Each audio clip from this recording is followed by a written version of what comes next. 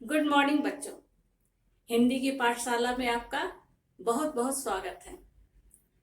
बच्चों, हम लोग पढ़ रहे थे पाठ 2 रूपा डरी नहीं, जो कहानी है एक छोटी लड़की का जो अपने सूझबूझ और साहस से अपना और अपने मित्रों को किस तरह से डाकू के हाथ से छुड़ाती है, और इतना ही नहीं, उस डाकू को पुलिस से पकड़वाने में भी मदद करती है। तो ये कहानी हम लोग लास्ट कक्षा में पढ़ चुके हैं। इतना ही नहीं, हम लोग प्रश्न उत्तर भी इसका कर चुके हैं, प्रश्न उत्तर मौखिक और प्रश्न उत्तर लिखित। आज हम लोग इससे आगे बढ़ेंगे। इसके बाद है भाषा से। भाषा से में कुछ चीज जो है वो हम लोग कॉपी में करेंगे और कुछ अपने हिंदी पुस्तक में ही कर लेंगे। तो आइए पहले हम लोग समझते हैं क्या क्या हम लोगों को करना है। भाषा से का नंबर 1 में है समानार्थक शब्द। समानार्थक शब्द किसे कहते हैं? ऐसे शब्द जिनके समान अर्थ हो और भी सब अर्थ हो एक समान। जैसे आप लोग फूल को देखते होंगे, फूल को हम लोग पुष्प भी कहते हैं, सुमन भी कहते हैं। तो क्या हो गया, ये उसका फूल का समानार्थक शब्द है। ठीक उसी तरह से जैसे किताब, किताब को कुछ लोग पुस्तक भी कहते हैं, तो पुस्तक और किताब क्या हो गया, समानार्थक शब्द है, यानी दोनों का अर्थ समान हो। ऐसे शब्द जिनका अर्थ समान हो उन्हें हम समानार्थक शब्द कहते हैं। तो आपकी पुस्तक में दिया गया है, पहला है साहस। साहस का होगा हिम्मत। हाथ, हाथ को हम लोग कर भी बोलते हैं, कर, ठीक है। प्रशंसा, तारीफ। आंख, आंख को हम लोग नयन, नेत्र, बहुत सा और भी नाम है, लोचन, इस तरह भी हम लोग जानते हैं। ठीक, सही।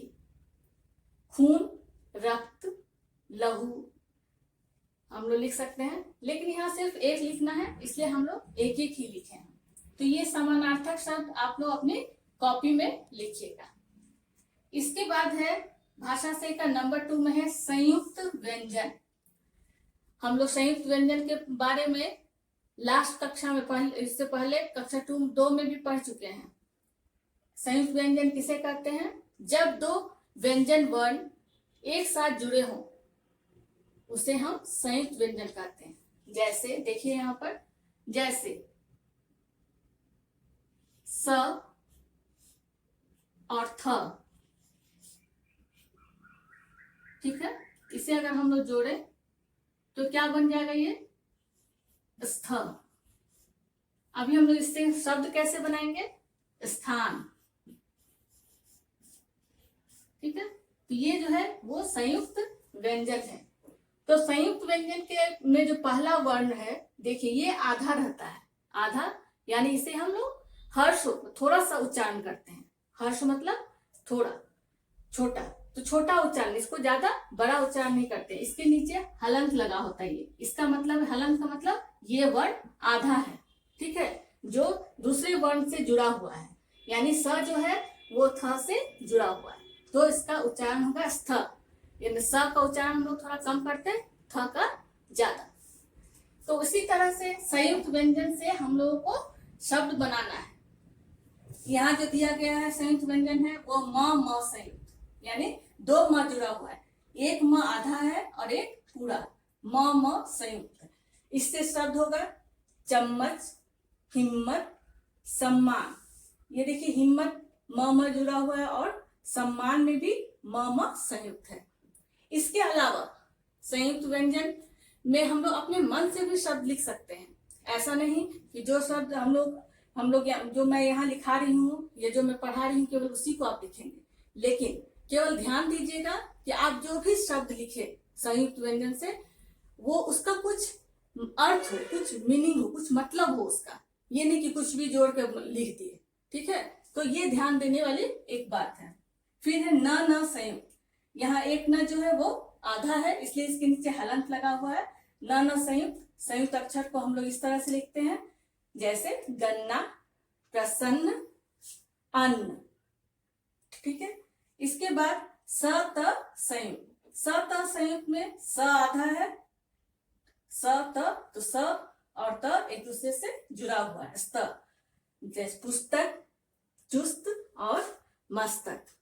तो ये हो गया संयुक्त व्यंजन से शब्द। इसे आप लोग अपने पाठ्य पुस्तक यानी हिंदी के पुस्तक में ही कर लीजिएगा। कॉपी में सिर्फ समानार्थक शब्द लिखेंगे और फिर आगे देखते हैं और क्या लिखते हैं। ठीक है।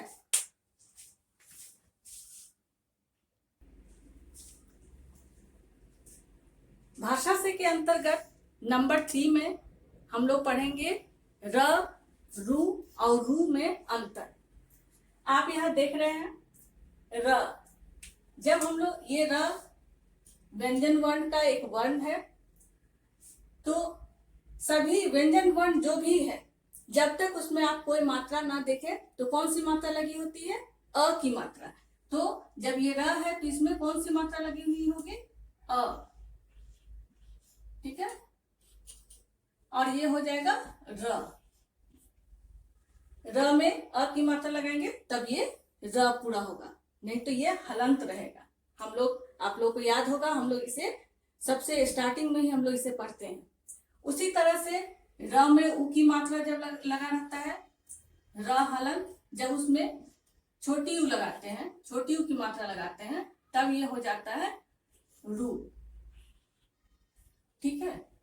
फिर र में जब हम लोग बड़ी उ की मात्रा लगाते हैं, तब ये हो जाता है रू। ठीक है।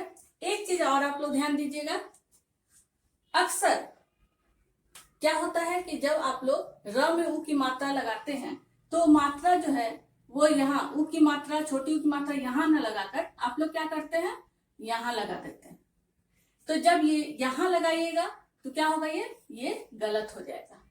और सभी वर्ण में हम लोग जब मात्रा लगाते हैं तो वो अक्षर के नीचे रहता है, लेकिन र में जब मात्रा लगाएंगे, उ की मात्रा लगाएंगे, तो वो उसके बीच से लगेगा। ठीक है।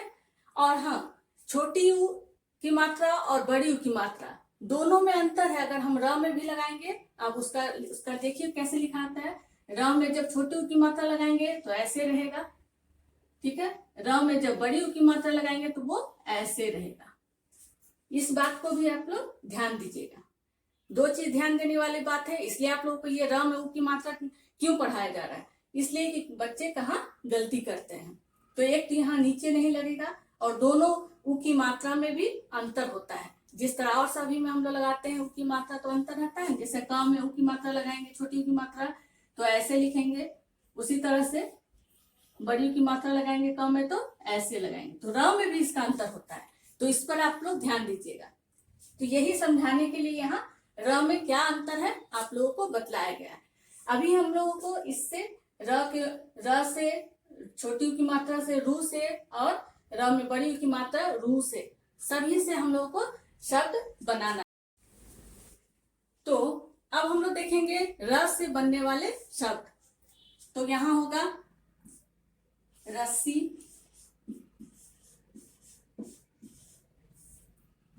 रथ। ठीक है। फिर र में छोटी उ की मात्रा रू से शब्द रुपया, रुतबा,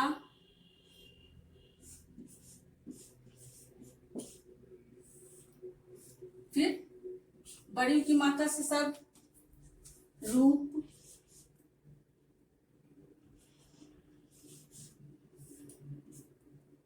रुमाल,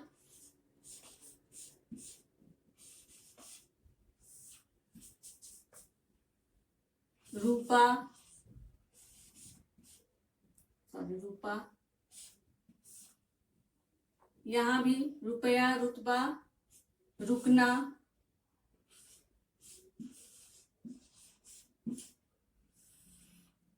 ठीक है।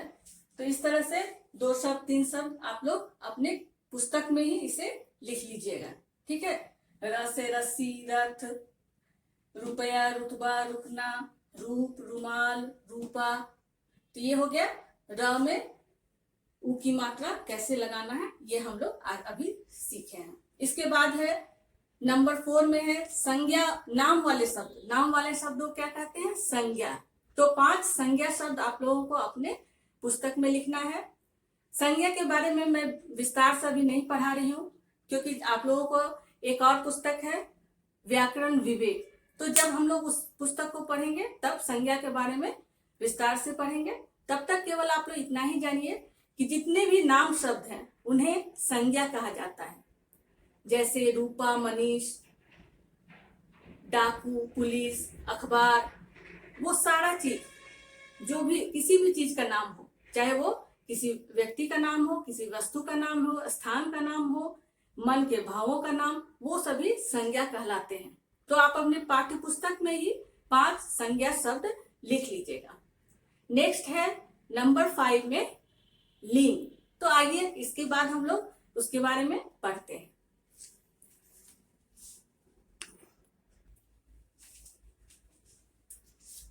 भाषा से के अंतर्गत नंबर 5 में है लिंग। लिंग किसे कहते हैं? तो शब्द का ऐसा रूप जिससे हमें किसी के स्त्री जाति या पुरुष जाति के होने का पता चले, उसे लिंग कहते हैं। स्त्री पुरुष यानी लड़का या लड़की, औरत आदमी, इस तरह से अगर पता चलता है तो हम उसे लिंग कहते हैं। तो लिंग की परिभाषा देखिए, आप लोग अपने कॉपी में भी इसे लिखिएगा। लिंग शब्द के जिस रूप से उसके पुरुष या स्त्री जाति के होने का बोध हो उसे लिंग कहते हैं। ठीक है। लिंग 2 प्रकार के होते हैं। हिंदी में लिंग 2 प्रकार के हैं, स्त्रीलिंग और पुल्लिंग। तो स्त्रीलिंग, पुल्लिंग, पुल्लिंग किसे कहेंगे? ऐसे शब्द, लिंग कितने प्रकार के हैं? 2 प्रकार के। लिंग के प्रकार, नेक्स्ट हेडिंग दीजिएगा, लिंग के प्रकार। लिंग 2 प्रकार के होते हैं। लिंग 2 प्रकार के होते हैं।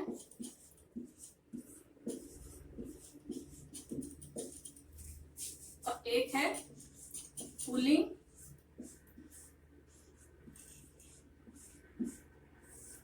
पुल्लिंग, दूसरा है स्त्रीलिंग।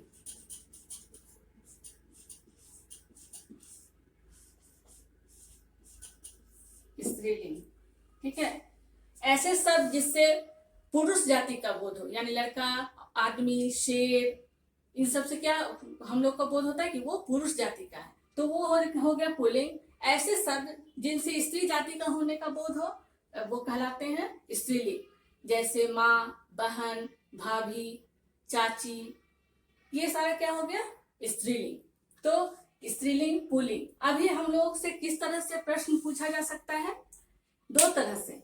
एक तो लिंग बदलो। लिंग बदलो तो वहां दिया रहेगा, अगर स्त्रीलिंग है तो आपको पुल्लिंग में कर देना है, अगर पुल्लिंग है तो स्त्रीलिंग में लिखना होगा। और दूसरी तरह से दिया रहेगा, पुल्लिंग शब्दों को स्त्रीलिंग कीजिए या स्त्रीलिंग शब्दों को पुल्लिंग कीजिए। तो इस तरह से आप लोगों को दिया रहेगा। लेकिन अभी जो हम लोग पढ़ेंगे उसमें दिया गया है अभ्यास में लिंग बदलो, यानी हम लोग को देखना होगा जो शब्द दिया गया है वो स्त्रीलिंग है या पुल्लिंग। अगर पुल्लिंग है तो हम लोग वहां स्त्रीलिंग लिखेंगे, और अगर स्त्रीलिंग है तो पुल्लिंग लिखेंगे। जैसे भाई दिया गया है तो हम लोग बहन लिखेंगे, अध्यापिका लिखा हुआ है तो अध्यापक लिखेंगे। ठीक है।